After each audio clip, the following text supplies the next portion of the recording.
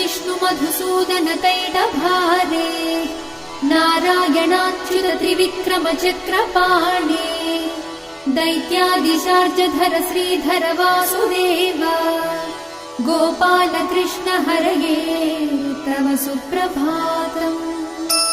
श्री रुक्मिणी सभवनास हरे मुरारे राधेश गोपसि स्वरूप भृगादि वन्द्या श्रीद्वारकाश्रय विकुण्ठपते भुवनैकमूर्ते गोपाल देव हरये तव सुप्रभातम्।